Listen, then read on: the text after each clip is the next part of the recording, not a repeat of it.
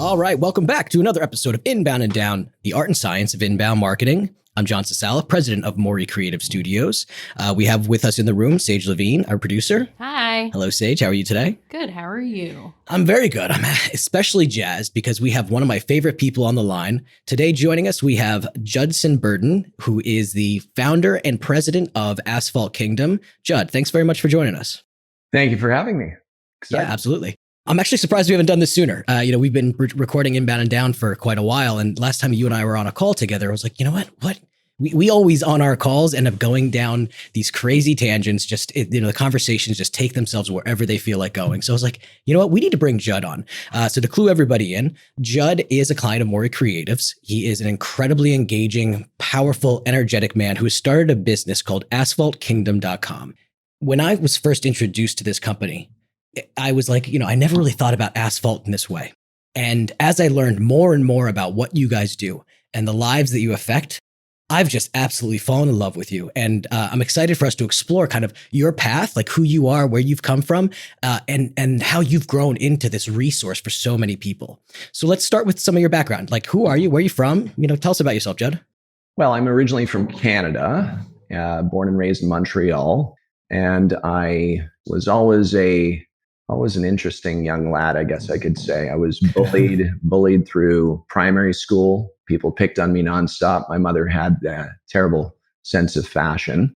And I wore these big red glasses that she decided that I'd wear to elementary school, primary school. And so I was picked on through, grade 1 through grade 4 in a public environment, in a public school setting.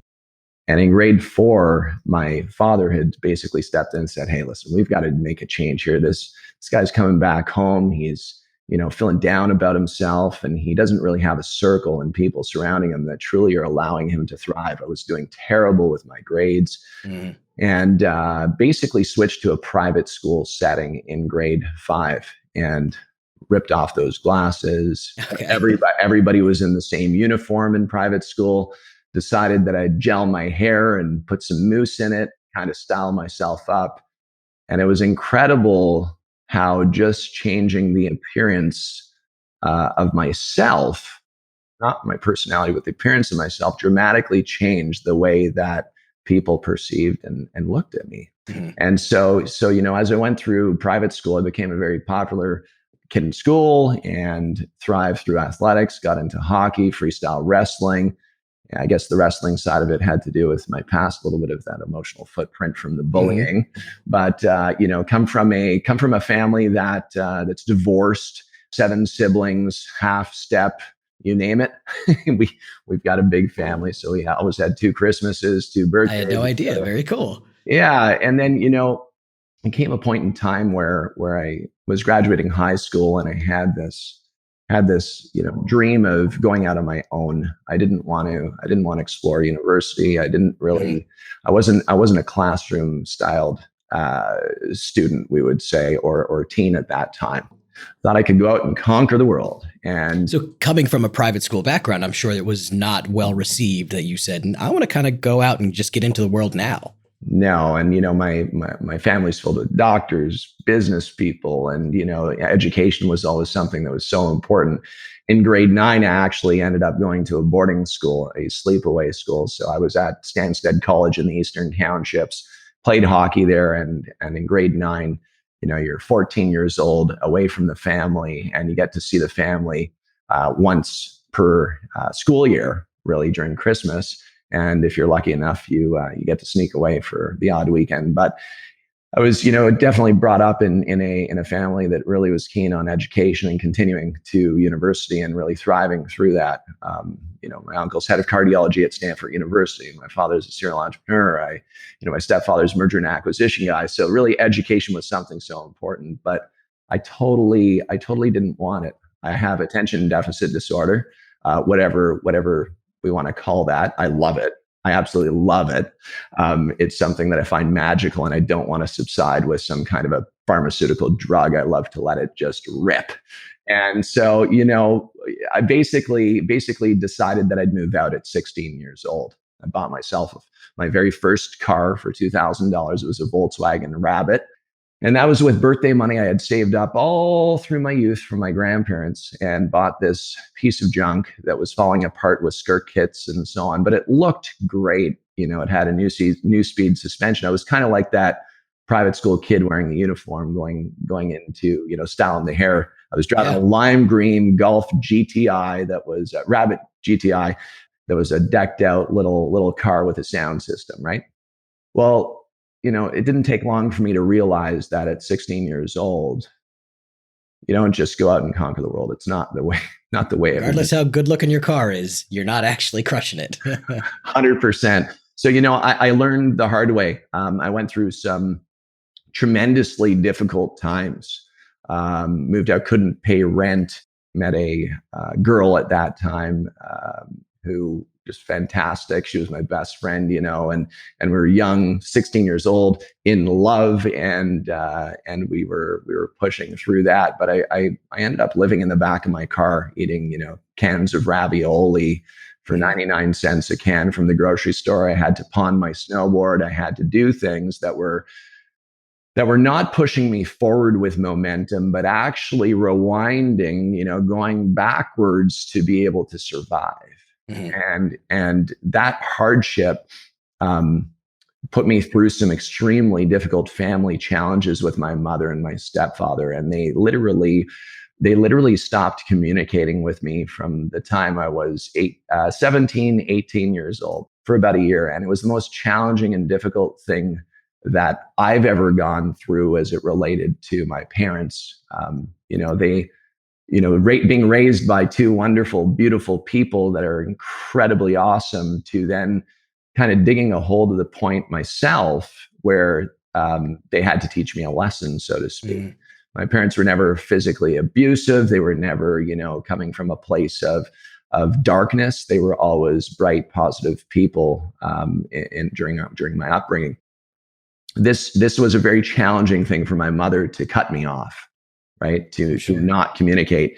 And I remember knocking on the door on September 6th. It was her birthday. I would have been 17, turning 18. Knocked on the door, and with a bouquet of flowers, and I could see her in the kitchen. And she looked at me, and she didn't come to the door. And I remember the feeling. I remember the feeling of emotion overwhelming me, and realizing, I'm getting emotional right now, but realizing how critically and crucial, how important family is, the key people in your life that injected their time and energy, their precious moments of their life into me, and having them turn their back to me. And that moment for me was one of the most powerful moments that I've experienced in my life, because I realized that I needed to do this on my own. And I didn't have another snowboard to pawn. I didn't have a car to sell. I didn't have anything except for my two shoes, the hands on my arms and my head on my shoulders. And so you probably could have taken that in two different directions. Either you use it as, all right, forget these people, I'm done, I'm gone. Or this is my motivation. I need to prove to them that I deserve to be welcomed back into this family. And it sounds like you took the latter route.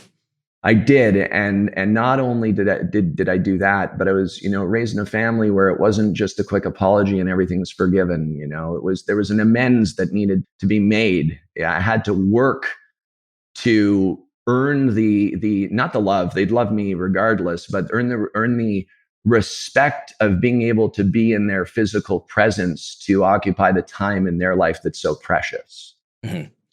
So knowing that you had, I think you said 7 siblings, can you tell me how you were maybe compared to the other 7? Was everyone else out there following the exact path that your parents laid out for them, or was it kind of a mixed bag? It was a mixed bag. It really was. The boys of the family were the rebels, and would get out and try and do things on their own. Whereas the all our sisters were more of the educational, A+ students, honor roll type students. So yeah, it definitely, when there was a mirror that I'd look into and see, let's say, my sisters versus where we were, there was a dramatic difference in that. And I think there was a feeling of jealousy or envy somewhat of actually seeing them thrive. But yet, athletically, I think education's very interesting because educationally they were incredibly awesome, but athletically, I was throwing backflips on snowboards. I was playing hockey at an elite level. I was wrestling as the GMA champion, being invited to the Olympics to train with the Olympians, like that. And that was my strength. But through the educational system, I was getting F's on the paper, and I was feeling as though I was a failure. So why would I want to be in a system that's constantly telling me that I'm a failure rather than telling me I need to improve on certain things?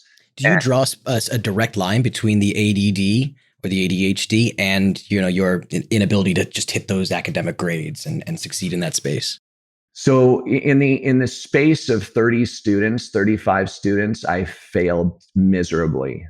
But when you gave me a room that had 2 or 3 people at one table, I would thrive. And the teachers didn't put us in settings, so I'd get an F. Yeah. Then on projects where we'd be working in groups of 3 and 4, we'd ace them.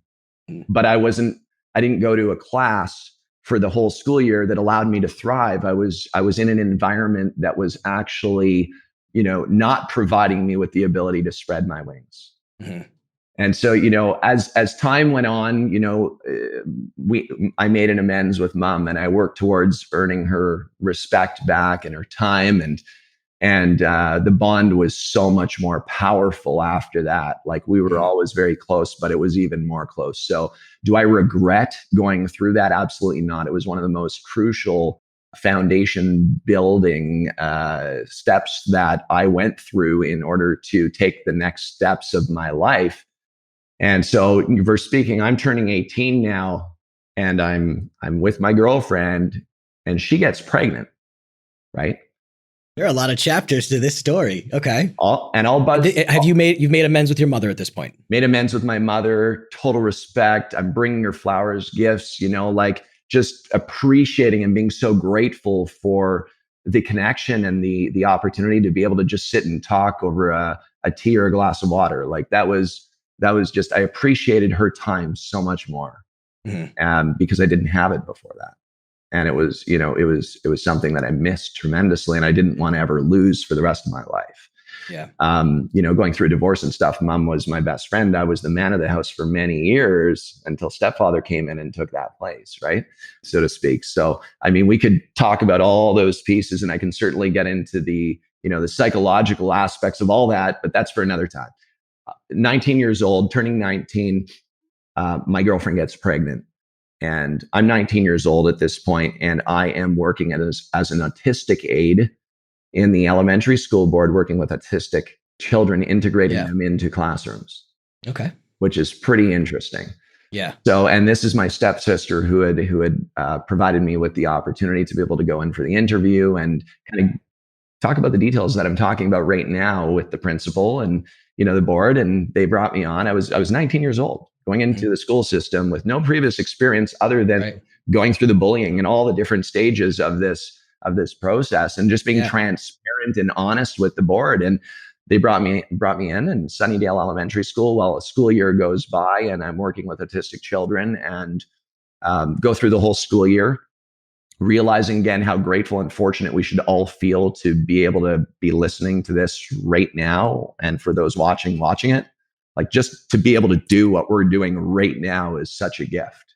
Because, working with one of the autistic children, an airplane would fly over. I'd have to put a helmet on his head, or he'd put himself into a coma. He'd smack his head on a concrete wall, right? That's the reaction. That was the reaction to the action that was taking place. Year goes by, school year goes by. I was making about $238 a week. And I had an apartment to pay for. Well, the apartment was $650 a month. We'll do the math, right? And I've got a newborn that's coming out here in a few months. School year ends, and I'm sitting there, and my girlfriend at that point is birth in 2 months from right now, and I either go on unemployment insurance or I figure out what the hell I'm going to do with my future. Right. And I knew that sitting still and collecting an unemployment check during these summer months would provide me enough to get by. without saving a thing, without being able to invest any money, without being able to provide my son with an educational future in the private schools and any kind of opportunity financially it wouldn't be there. Mm-hmm. So you needed to find something else. You needed to find an additional income. You didn't plan on leaving the school altogether. This was just for the summer, correct? It was for the summer. I knew that I didn't want to do this forever, but I was planning on doing it for another year. So end of June comes along, school year ends, and I'm sitting there wondering what the heck I'm going to do. Like, I knew how to wrestle. I knew hockey. What I didn't realize is I had a gift all through my childhood and all through high school. I knew the gift clicked, and it was sales. It was being able to communicate. Mm-hmm. I was the Telethon of Stars and the Terry Fox fundraiser. Like, I was the highest, I'd raised the most money. I was the guy that stood up in the front of the gym to get the rollerblades or the ghetto blaster as the prize. And it's amazing how that gift was just kind of stuffed away. And I was focusing on something else, not using my gift. But I guess, communication was being used as an integration aid, but it wasn't being used it was being used for a great, deed and energy, but it was not being used for creating a financial future for myself that I'm living today. And so realizing that you had the skill set, how do you identify, what is the space I want to get into? Do I want to sell print advertising? Do I want to sell radio spots? What do you sell? What was I going to sell? I had absolutely no clue, but I knew I needed to take a step. At that point, the internet was, it was there, but it wasn't as commonly used. Like, we had, Alta Vista as a search engine back then. Mm-hmm. But I knew that I needed to take action and do something in order to explore what was a portal to that financial freedom by using the talent that I had. Mm-hmm. And so I picked up the newspaper and I read the classifieds and I had job opportunities, and I was just going through it looking for an opportunity. I had no clue. And I remember the ad like yesterday, and this is going back 20 and a half years ago. And it said, Grizzly Super Sealant. Apply for a sales position, do door-to-door sales, selling reparations for asphalt driveways, crack repairs, seal coating, patching. Mm-hmm. Earn over $1,000 a week. Now, again, I was earning $238 a week, 40 hours a week, school system, and going to be unemployed for 2 months a year. So I'd only be able to truly work for 10 months a year. And then there's something telling me earn $1,000 plus a week. So I called a phone number, and a guy named Elan Artsy answers. I remember the call like yesterday, and he says, come and meet me for an interview. I said, listen, I've got zero experience in the asphalt world. I don't know truly a thing about it, but I do want to earn money, and I want to do it with a company that's got ethics and will provide value to their clients. And let's do this interview. So I take the public transportation because, again, I have no car. It's gone. The lime green car had to get sold, right? To eat. So I get to Buffalo Bill's Chicken Wings, and I sit down and I'm alone there, and I watch this guy, Elan Artsy, pull in a Dodge Stealth at that time, twin turbo, brand new thing. Like, that was the car back then. That, along with the Dodge Viper, like, that was the car, right? And he pulls in and he gets out of his car with confidence and a big smile on his face and his hair done, and he looked just, great, right? And so he walks into Buffalo Bill's and he sees me sitting at the table. And I'm sitting at the table hunched over a little bit. And he says, Judd? I said, I'm Judd. He goes, sit up straight, fella. So I sat up straight, and he says, put a smile on that face. Let's go out and sell. And I had this enormous, overwhelming fear that came across me, right? Like, holy cow, like, I'm going to actually go and sell. It's no different than raising money door to door. I'm going to sell now to put the money in my pocket, right? Mm-hmm. Very, very. So it's the same thing, but in my mind, I've never done it before. I guess the lesson for everybody listening right now is it's okay to feel the fear, but it's very important to challenge it. Mm. And it's okay to challenge it with people that have challenged it and have overcome those fears to be able to provide opportunities and new horizons. So as you get thrown into this scenario, you said his name is Elan? Elan. So how was Elan as a mentor walking you around this neighborhood or business to business? What were the things that you were picking up from him? First of all, I sat in his Dodge Stealth, and he took off, and feeling what it was like to actually be in a car that he worked his ass off for was pretty incredible, right? It wasn't birthday money. It was Mhm. his hard earned money, right? He takes me to a street where one of the trucks are there with a seal coating rig. For those that don't know, a seal coating rig, it's a big spray system that sprays black sealer out, similar to a paint, but more of an asphalt sealer designed to protect the asphalt surface, right? So we get to the truck and the guys are spraying a driveway, trim the edges of the grass back, fix the cracks. They're spraying the driveway. And Elan says, all right, we're going to knock on the neighbors' doors here. This is the demo job. And Mhm. I'm looking at this driveway that they're doing, and I'm like, if I was the homeowner, I'd want that done. Yeah. Save me a Sunday from getting my shoes all full of sealer. They're using professional equipment, commercial grade supplies. I don't have to waste any time doing this. And it's only $150 for a 4-car driveway, right? Right. This is a logical, like, easy sell. I'm even picturing a scenario where he says, no, we're going to do your driveway for free because I'm going to go and talk to all your neighbors.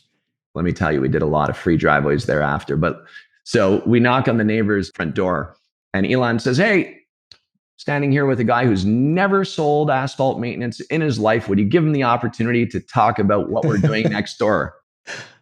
And I was standing there, and he said, talk about it. What are they doing? I haven't trained you. He hasn't spent 1 minute training me. Yeah. Just talk about what they're doing. I said, well, the truck pulls up. There's 2 guys. They trim the edges of the grass back. They seal the foundation with a crack filler to prevent water from going in along the foundation wall. We fix all the cracks so that water doesn't get in through those cracks and erode the foundation of the asphalt that creates potholes and depressions. And of course, those are very costly to repair. And then they seal coat it with a sealer that protects it against the elements like the sun and the rain and the traffic and the salt and the oils and all that stuff. And it makes it look really, really good. And we're in and out of your driveway in a flash. It only takes about 45 minutes to do. And the guy looked at me, and he's like, the homeowner looks at me and he goes, well, hell, do it. And then I looked at Elan and I said, okay, we're going to do it. And I walked away from that driveway with the confidence to go knock on another 10,000 doors. Yeah. Yeah. Right. And even if I wouldn't have converted that client, just getting it out, just attempting to try, just doing it.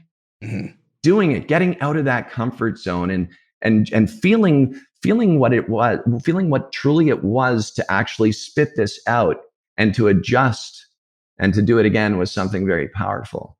So you're now working for Elan's business and you're finding great success. You work through the summer, the school season comes back around. I'm assuming you decide to stick with this full time. I did. So I got paid 20% commission. So on every $150 driveway, I'd make $30. Now we need to realize I was making $238 working 5 days a week at the school, right? I'm making $30 per driveway and I'm able to sell 8 or 9 a day. So I'm making that in a day. Right. And I'm realizing that if I had more people that were selling with me, then I could create crews of salespeople that would go knock on doors, get the demo jobs on the different streets, and start to scale this. My mind expanded. If I could make $238 a week at the school, and I can now make $238 a day on my own, what if I had 5 people that were doing that? Right? And I was making an override on them. So I presented to Elan, I want to run a sales team. This was like 2 weeks after I started. After the second week, I bought myself a Z28 Camaro T-top. I thought that was cool. Right? Wanted to show up So you're my Z. back in action 2 weeks later. Back in action, V8, 350 cubic inch engine. And I'm going door to door in the Z28, parking on a street, knocking on all the doors, making a bunch of hay.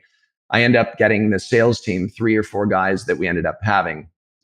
I remember all the guys really well, Cliff and James and all these. So they're in the back, the T-tops are off and we're cruising. And I've got the estimates that we've redesigned on Word. And we've got sorry we missed you door hangers that we're hanging on people's doors saying, take a look at your neighbor John's house, check out the yellow attention ribbon. And I'm understanding that a team of people, just like in hockey, is so powerful when you work together and figure out how to truly canvas areas and ultimately create a broader reach. Yeah. And especially if you're finding success, if you're finding something that you guys can sell properly and it's providing value to people, there's this sense of camaraderie that you're starting to develop with each other. Today's going to be just as good as yesterday. Let's go get them, guys. Exactly. And the value is, we're protecting people's investment, enhancing the aesthetic value of their property, saving them time, and it's very cost effective. Mhm. I mean, this is easy. And so we start to canvas and we start selling. I'm now at a point where I'm making $4,000, $5,000 a week at the age of turning 20. My son is born.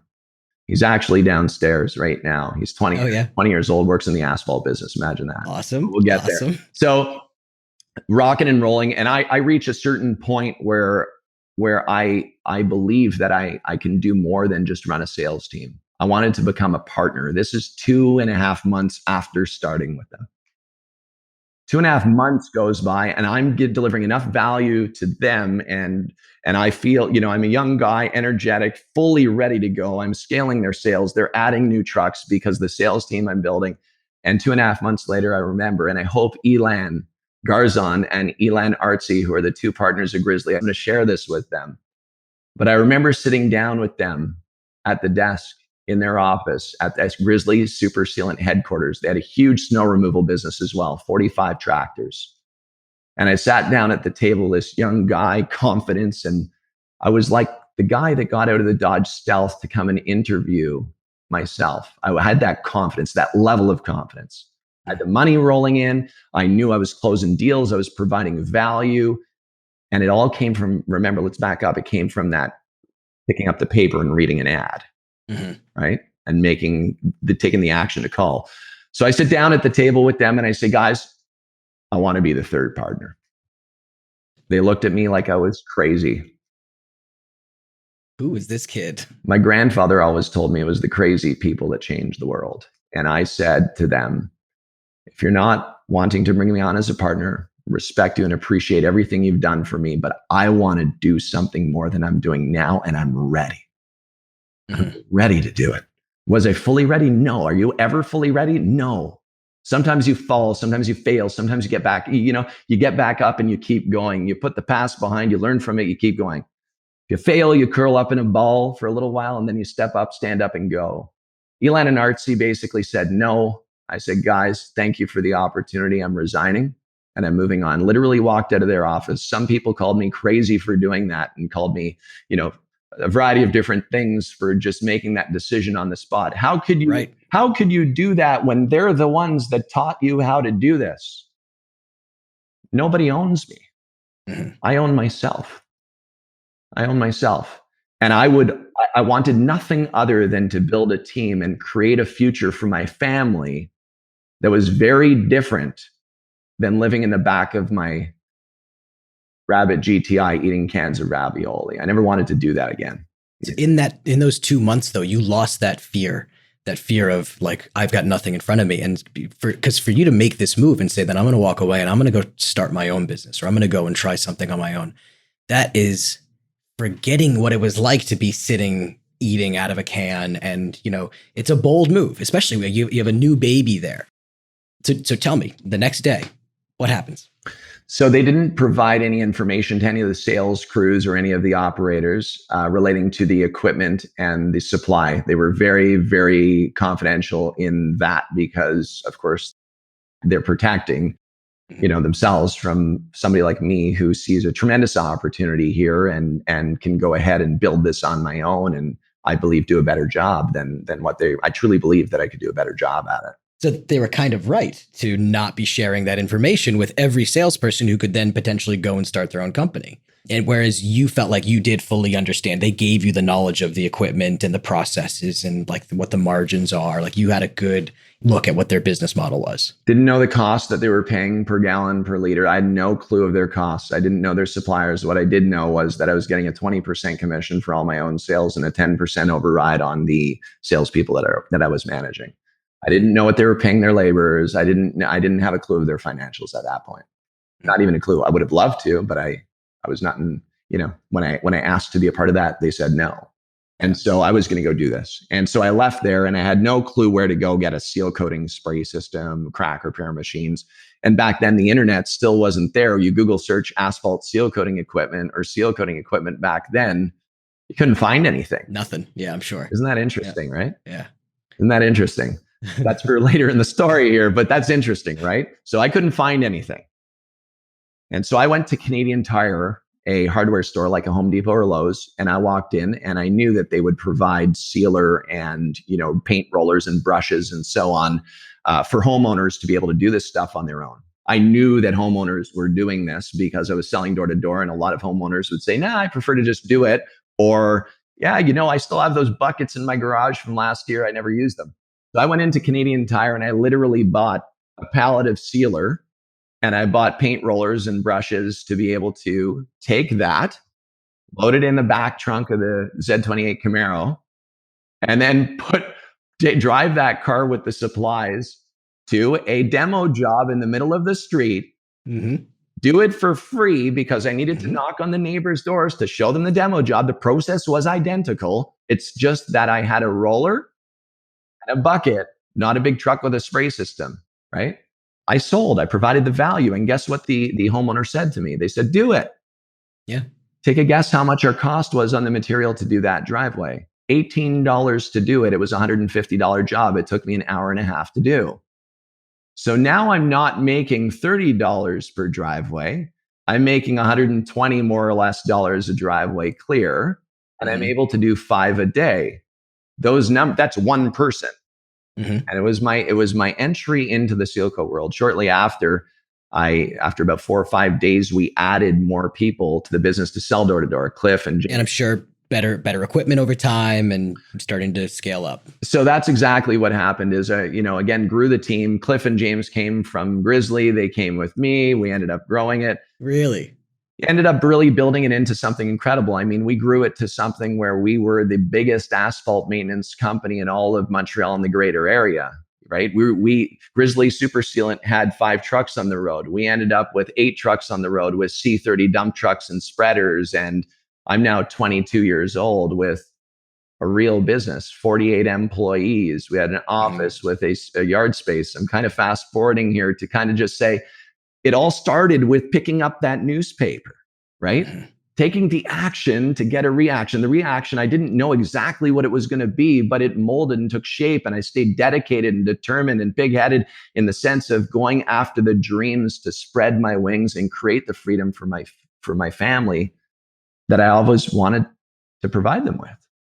So the path that you've been on to this point has been sheer will and the ability to stick with it, find opportunities, and not be afraid.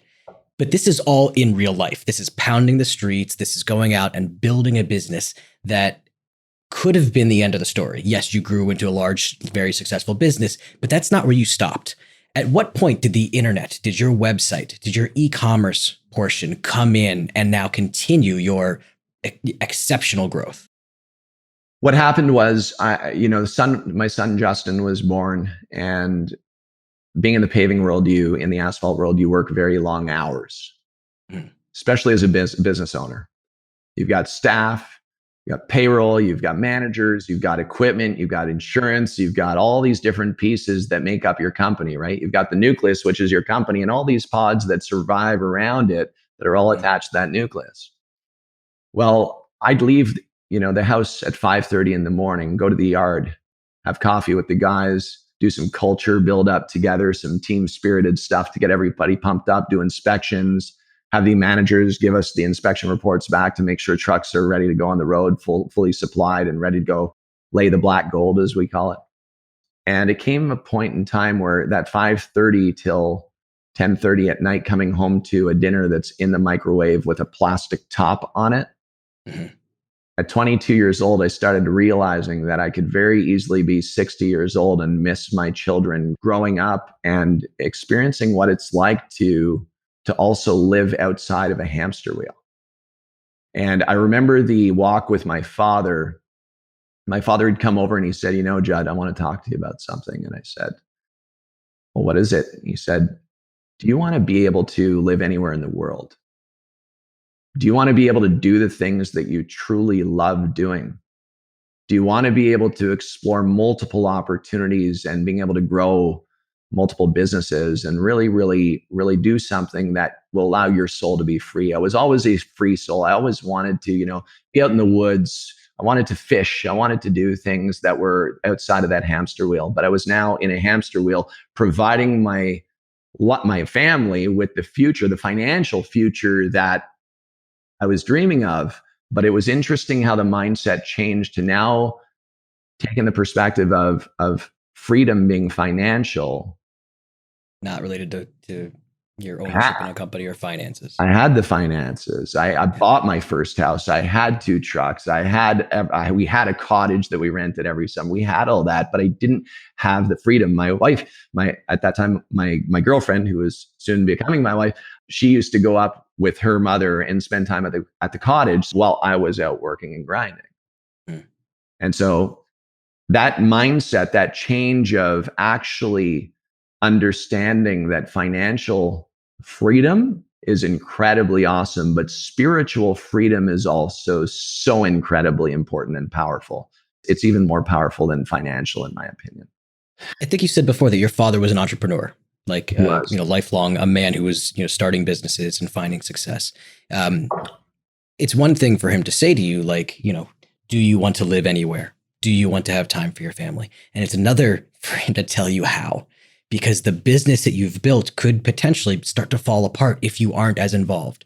So how do you start to evolve your role in the business and transition to a place that you can live wherever you want, work whenever you want, be free?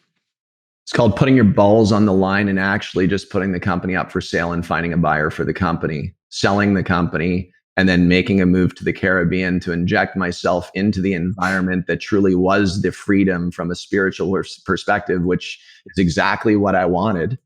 Mm-hmm. Sticking myself in the environment there and feeling what it was like to be at that door to spit something out the very first time and close that very first asphalt driveway deal. I put myself in the environment. I did what I needed to do in order to actually experience what it was like to live it.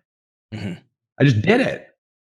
And so I sold the company 2 months later, sold the company, and I got a pretty dollar for it. We had built a beautiful company. I had some. What was the name of the company at the time? Imperial Asphalt Maintenance Incorporated.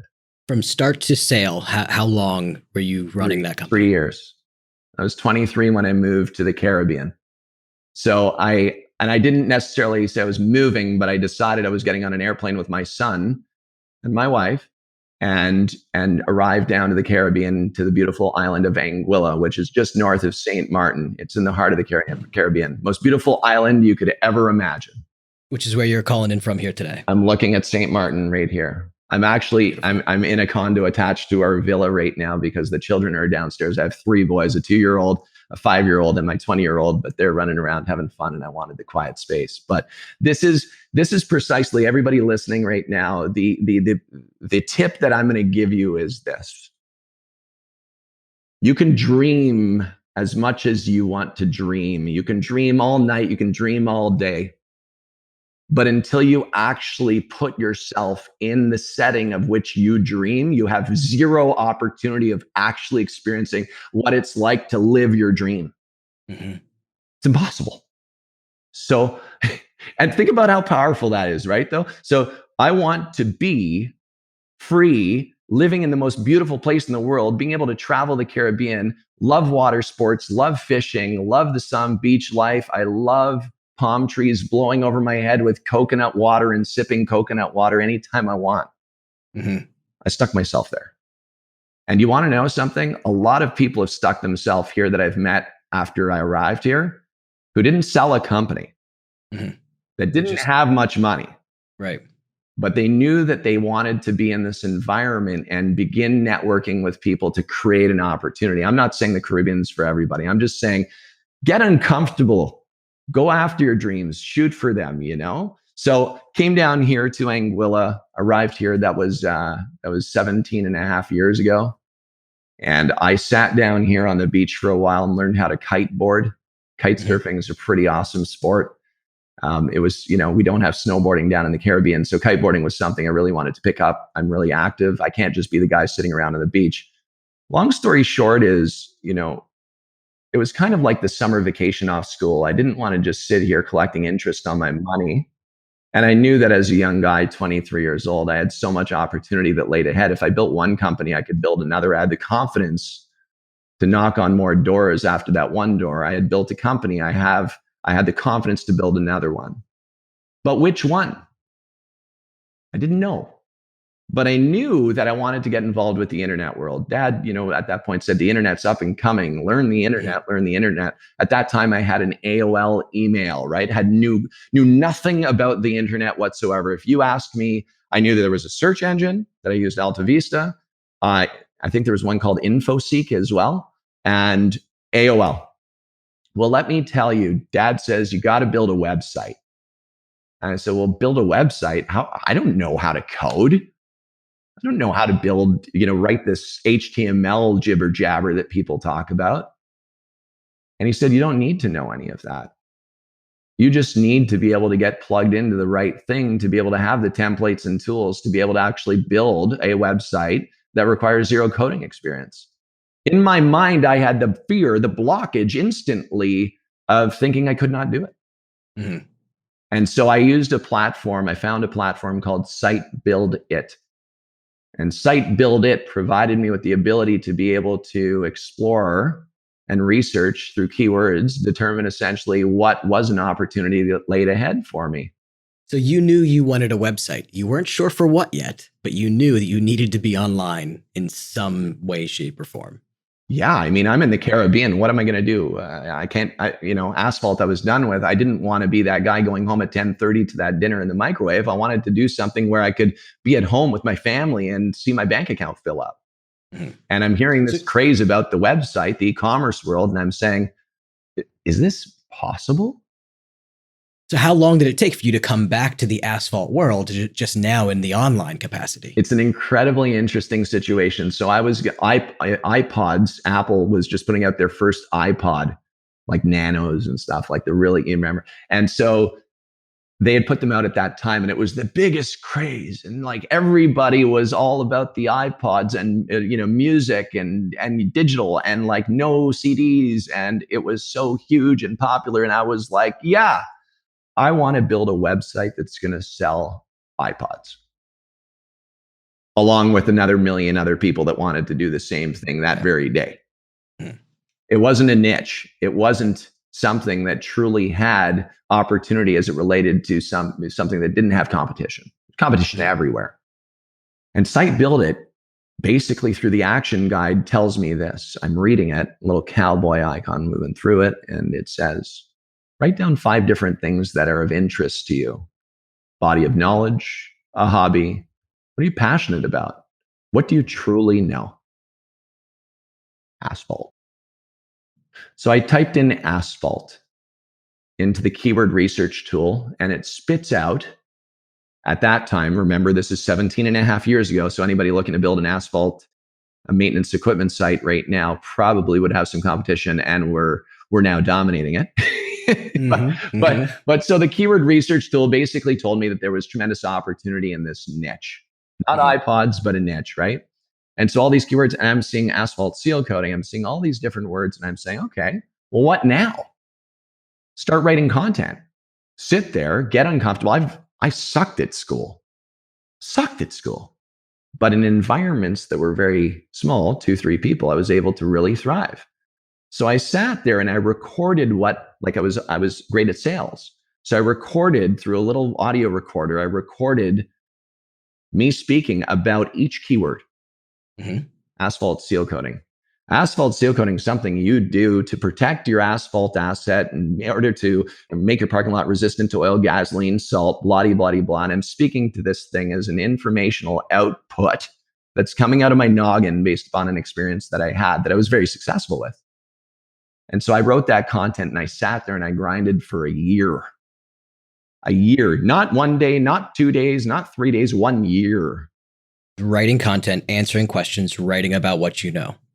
Just typing, not selling a thing, just information. I was building content that hopefully was going to generate traffic that I then pre-sell. And like an advertiser model, sure. Yeah. Understand what they truly were looking for and then monetize. So the website was a content-filled informational piece about asphalt maintenance, right? And it's asphaltkingdom.com. I wasn't selling a thing. It wasn't e-commerce enabled. It was just information. Was it all articles, or were you introducing video at this point? No video at all. YouTube was like not even on the scene. Like it was YouTube was around, but it was very 17 years ago. Mhm. So it's really just content. I mean, GoDaddy wasn't even, if you look at the timelines, like this is in early stages, right? And so I'm writing all this content. And don't forget, I'm sitting writing this content in the Caribbean, in the life of freedom that I've created, working towards something that's an opportunity, because I was actually doing it. I wasn't just saying I was going to do it. I was actually doing it. Like I wake up in the morning excited, pound on my keyboard, spitting out all this stuff that I had regurgitated into a recorder and replayed, rewind, play, rewind, play. So I'm doing this and I'm putting out all this content, and it reaches a point after a year where I'm sitting there going, this is a false dream. Mhm. This is, like you sound like you're living the life that you've crafted for yourself, and everything's positive, everything's excellent. But I've heard similar stories where people build their business up, find a great amount of success, sell it off for a nice payday, and then the next day they're like, what is my purpose? I have no purpose. Yes, that job was sucking up so much of your time, but it also is a lot of our identity. Did you find in that year that you were maybe questioning or wanting to get back into a space where you said, where's my team? Where are my people? Where's my purpose? 100%, John. Through that process, I started to not believe that it was going to work. I was questioning whether or not that, after a year's gone by, or, at 23 years old with money in the bank's a nice thing, but 23 years old, I've got another 70 something years left to live, right? Mm-hmm. The interest on the sale of the company was enough to get by, but it wasn't like what I wanted for my future as a whole. Were you at that point considering in Anguilla to maybe start your own asphalt business again? No. You know the process, you know how to do it. No, it kind of, what happened was, my father kept saying, stick to it, stick to it. My wife was saying, stick to it, stick to it. And I'm pounding, and we're good. Financially, we were good. We were fine. But I was doubting myself. I almost felt like I was doubting the true power that I knew existed. I was falling back into a place from that emotional footprint perspective of maybe when I was being bullied in primary school, of where I felt weak. Like in the asphalt world up in Canada, I was thriving. I was a leader, and now I'm alone typing on my keyboard, and my computer is looking at me, and I'm looking at myself in the computer, and I'm typing the future for my family again, right? And so it reaches a point where I don't throw in the towel, but I look for another opportunity. And it was really interesting. The traffic started to build on the website kind of right around that time. It started building, but no sales. There was no e-commerce. It wasn't enabled. There were no fruits that were being bared from this hard work that I was injecting. The founder of SiteSell, his name is Ken Evoy, Site Build It. He created the program. We got in touch with each other, and he said, would you like to be a case study for Site Build It? You've built this great site, asphaltkingdom.com. How would you like to build a sales program for my company and be that case study, that testimonial? Nothing better than somebody who's doing it really well, building it easy, zero background, zero experience with HTML. How would you like to be that salesperson that is a true case study, a customer? And Ken specifically selected you because he saw you had built an incredible website, and the traffic, I'm assuming, was succeeding. Do you recall about where your traffic was? Yeah, I think we're like 240 unique visitors a month. Okay. Ish. So they're looking at that like, all right, this guy's crushing it relative to a lot of the other people that build sites with us. And also, Ken Evoy loves the Caribbean, and he saw that I was living in the Caribbean, doing this from a Caribbean island remotely, which is pretty much a dream that most people have. Mm-hmm. So that was really, really interesting to him, right? Mm-hmm. So I start building his sales program. A year goes by. I don't even check Asphalt Kingdom, the site. I'm building the sales program at SiteSell. 4 guys, a team of 4 that were selling Site Build It to 1-888-987-3665 is the Site Build It number, right? Now you got to realize this, I'm 24 years old, and I'm now selling Site Build It, and I'm crushing the sales on Site Build It. Yeah, it's so easy to build a website. Like I was literally speaking to who I was on the other end of the phone, telling them to overcome their fear to build their own online business. Are you making money, Judd? No, I'm not making money, but the traffic's building. It's pointed in the right direction. Hopefully one day it does. I didn't check my site for about a year. No new content, no, watching analytics. And I go in after a year and I look at the contact us page. Mm-hmm. There were hundreds of inquiries about how people could repair the cracks in their parking lots and their driveways.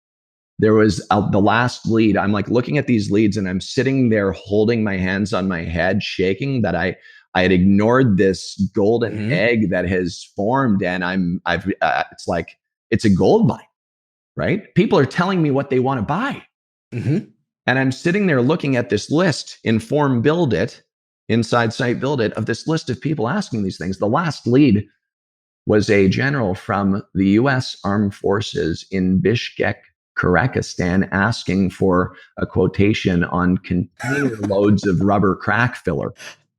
I have never sold a container load of crack. I've never sold a pallet of crack filler. You just became a broker. Just became a broker, and the light went off, and I quoted them, and we closed the deal for $390,000. My first order at 30% margin. Because all I did was I found a supplier, a manufacturer that wasn't being found anywhere in the search engines, like page number 12. And I found them out of Auburn Hills, Michigan. Lee Lois will watch this one day. He's the guy I called.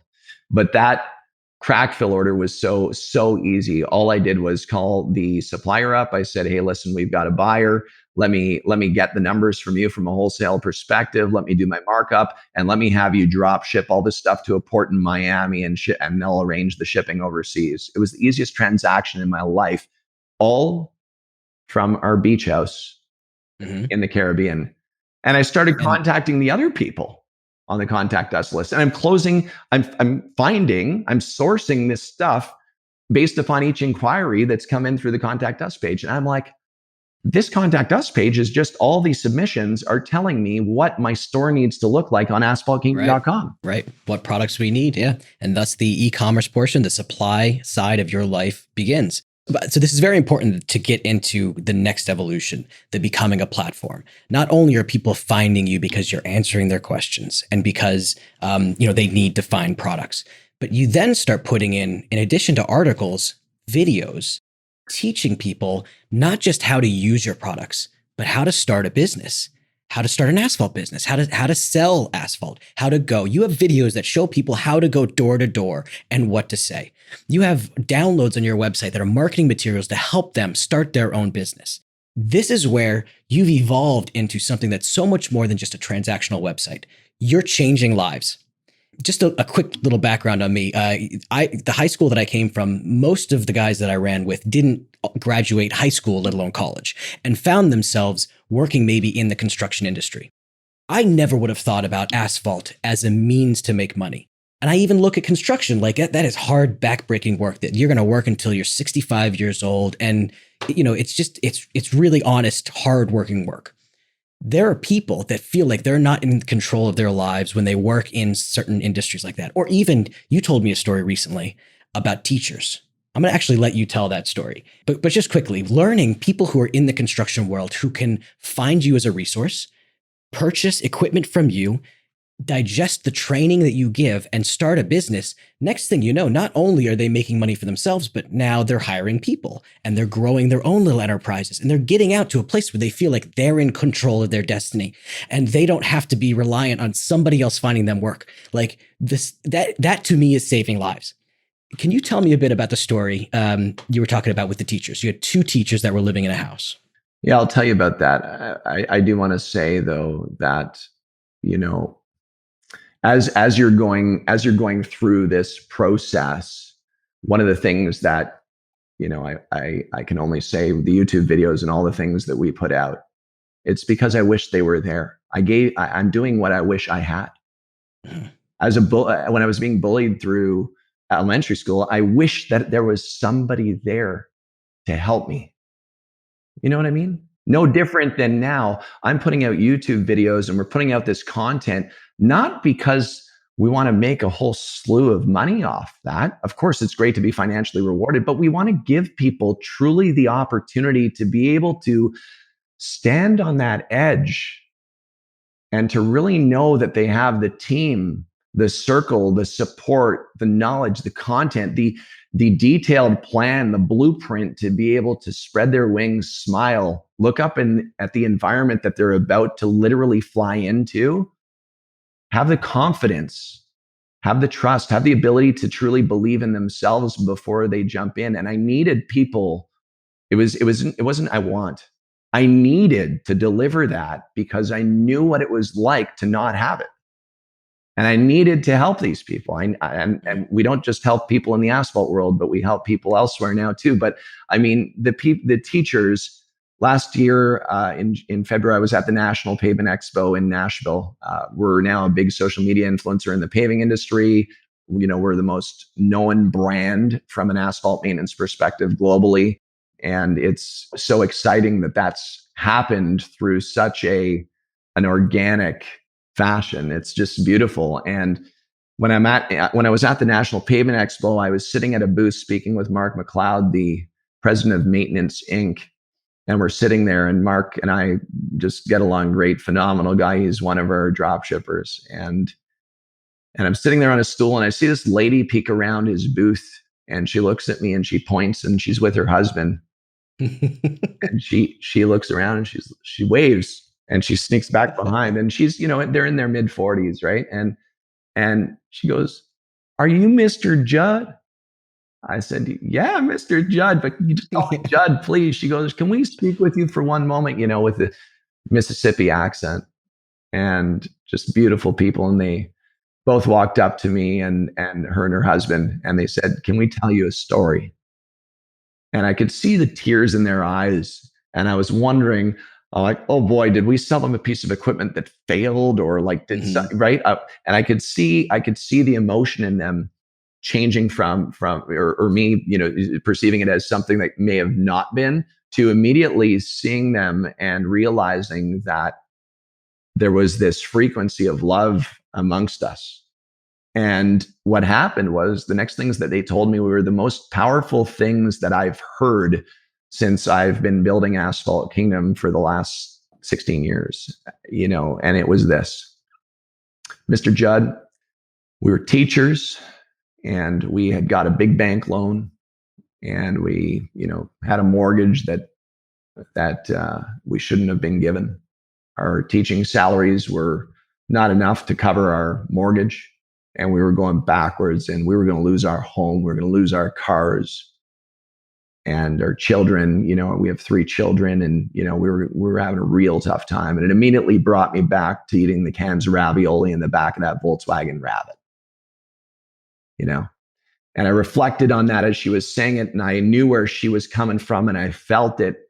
And then she said, "Mr. Judd, I just want you to know how grateful we are every single day for the YouTube video that you put out about starting an asphalt maintenance business. And you made us believe, Mr. Judd, that we could actually go out and knock on a door and be able to provide value by protecting people's pavement assets and enhancing the way that they look, the driveways.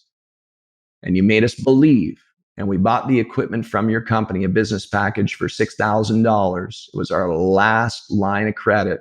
And we invested that money into the video and into ourselves, and we trusted you. And 4 years later, Mr. Judd, we've resigned as teachers. We run one of the most successful Mississippi asphalt maintenance companies. We have our house. We've paid off our loans. Our children are doing fantastic, and our lives have changed. And the feeling that I had along with them was such a feeling of reward and freedom. Financially, I'm in a place where I fortunately don't need to worry again. And I'm feeling what they were saying, and actually being able to say that this is now my mission in my life. This is not about e-commerce. Mm-hmm. This is about helping people believe in themselves and truly being able to spread their wings and being able to create a future that I dreamed of and that they've dreamed of. And together we're able to dream it and have the confidence to continue to spread that. And so what can I do with them at this next National Pavement Expo? Because I'm in touch with them often now. The next National Pavement Expo, how can we spread this now? Mm-hmm. We're going to have our video team video us together at the National Pavement Expo talking about exactly this, because there's a lot of other people out there right now struggling the way that they struggled, or struggled the way that I struggled in the back of that Volkswagen Rabbit. Like, there's a lot of people struggling and dealing with a lot of hardship in one way or another, right? Like, whether it's financial, whether it's addiction, whatever it is, there's a lot of people struggling out there, and they need to have a light that they can connect to in order to actually believe in themselves to create that freedom that they're searching for. Yeah, I had asked you when you're, a year into producing content for your website, and I asked if, you were at that point concerned about finding your own purpose. And what you've done here isn't just help yourself find purpose, but you've helped so many people who come and trust you and invest in you and invest in themselves find their own purpose. So I want to thank you for the good that you bring to this world, Judd. You're very important, and you're very important to me. I enjoy the time that we get to spend together. So I'm grateful for your friendship. Me too, man. I'm very grateful for you. I'm very, very grateful for this share today. It's an incredible thing to be able to share this kind of information, but also like for people to just reflect, being able to understand what the blueprint of your soul is, understanding where you're coming from. And it's okay. There's a lot of people who are abused, a lot of people that go through a lot in their life. That bullying stage in my life, I mean, there's a lot of that going on, not just in the youth right now, but in the adult community as well. Like, you look on social media, you got a lot of adults bullying each other as well. And our world needs more people that are going to actually say, hey, listen, your blueprint is your blueprint, but it's okay to actually step up with a circle of people that are around you that are truly on a mission to achieve the same similar kind of things that you're wanting to achieve. It's okay. I mean, I grew up in a family where jumping off cliffs was a cool thing, and the water was deep, and we grew up, as children up at the cottage jumping off those cliffs. I remember Dad doing swan dives off those cliffs. Do you think that I'm scared to swan dive off cliffs today? Hell no. I love to swan dive off cliffs. Meanwhile, there's another friend of mine who's scared shitless of being able to swan dive off a cliff because his whole life, his mother talked about how the uncle broke his neck on a swan dive. Mm-hmm. And that's precisely your emotional upbringing, the footprints, the blueprint of where you come from to where you are now will truly be something that you can reflect on and adjust where you're going to go. If you're scared of jumping off a cliff, give me a call. Come down to Anguilla. I'll show you. You can jump off any cliff here. I've checked the water in certain areas, measure it, be detailed about it, Yeah. And that's, I think, the message I want to share today is believe in yourself, and it's okay. The shit that's gone on in your life, it's okay. Cut those anchors loose and believe and impact all the people around you. Make their day brighter every single day. Beautiful, beautiful. So I think that brings us to the close. Judd, again, I want to thank you for joining us. Before we do wrap up, though, we do typically end with something called One Thing. Now, the purpose of One Thing is to help the audience get to know us on a personal level, because we tend to spend so much time talking about just business and marketing and whatnot. But this entire conversation has been a personal conversation. This has not been a business conversation. We've really gotten to learn a lot about you, which I appreciate and I'm grateful for. I think it's one of the most engaging episodes that we've done this season, let alone since we've been doing this, for 5 seasons. So I do want to thank you. We're going to wrap up with a quick little one thing. If you want to contribute, you're welcome to. For me, the one thing that I'd like to address is true love and relationships. The only reason that I'm specifically mentioning this is because I've been married for 7 years now, and it was one of the greatest days of my life. My wife is one of the most important people to me, and I had been with her for 7, 8 years leading up to that. When we did decide to ultimately get married, it wasn't for fear that we would ever lose each other. It was more a declaration of spending the rest of our lives together. And I was reminded of that day, of the love that I have for my wife this past weekend. I got to celebrate our design director, Jeff Main. He got married to his high school sweetheart. They got married this past weekend. Jeff invited a few of us from Murray Creative. It was one of the most beautiful weddings that I've ever been to. So a sincere congratulations to Jeff and Meryl. Love you and appreciate you including me in that special day. So that's my one thing for today. It's true love. Judd, do you have one thing you'd like to share with us? Yeah, I'd like to share something that we have actually coming up, which is super exciting, if that's okay with you. Yeah, absolutely. So speaking about helping people, like I'm on this mission to help. I want, you can certainly follow me on Instagram and on Facebook. Feel free to check out Judd Burdon and DM me, PM me if you need any personal advice and any input on something that you might be exploring. Happy to help, chime in and do my best to help point you in the right direction.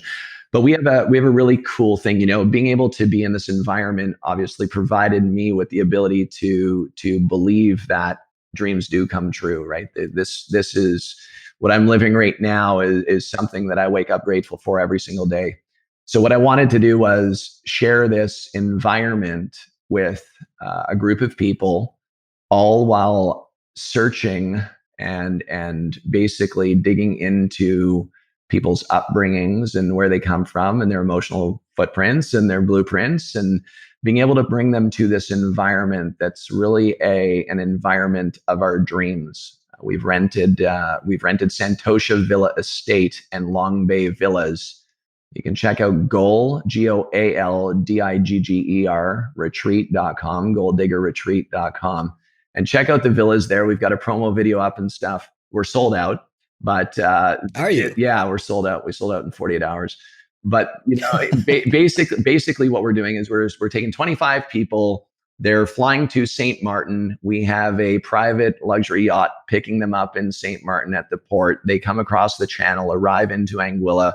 A chauffeur service brings them to the villas, and we arrive to the villas for a big welcome party. It's 4 nights, 5 days, and we do water workshops, and we're really digging into what I call unlocking the chambers that we all have, a lot of us have locked up. And so we're going to unlock chambers. And this environment's a very magnetic environment. There's something very special about this place. And John, I hope you get to experience it soon. But it's when you leave here, you feel this draw, this pull back to here. It's really, truly what I call paradise. And what I'm trying to do with this, along with another partner, is we are not just going to provide people with the framework and the plans for their personal goals that they're setting from a sprint goal perspective, but we're setting them up so that when they're leaving here, they don't feel the magnetic pull back here, but the magnetic pull towards their dream, actually where they want to go. And that magnetic pull comes not just with somebody believing and taking the steps to do it, like actually doing it, but actually having the circle, the people around you that believe in you, that are there to cheer you on and say, go, go, go, do. So what I'm really excited about is this upcoming Goal Digger Retreat, 25 people looking to change lives. We will change lives, and then basically expanding this to hopefully something that one day we'll be privately booking all of 4 seasons and or Belmont hotels, bringing 200 people in at a time. But I really feel that that's my calling now, from all the feedback from people that we've helped start asphalt maintenance businesses and helping change lives. I think that we can do it on a much larger scale. I think the world's missing an enormous amount of love. And speaking about the love topic, love, just love. It's so powerful to love and block out that noise, that toxicity. So with that, the goaldiggerretreat.com, check it out. It's going to be super cool, super fun, life-changing. And John, thank you so much for having me today, man. Well, Mr. Judd, thank you very much for joining us. Until next time, I'm John Sasala. Oh, you know what? I didn't mention, this is the season finale. I totally forgot to mention in our entire spectrum of this season, we're wrapping up here. So Judd, wow, man, what a great way to end the season. Thank you very much. So until next time, we will see you all next season. Bye now.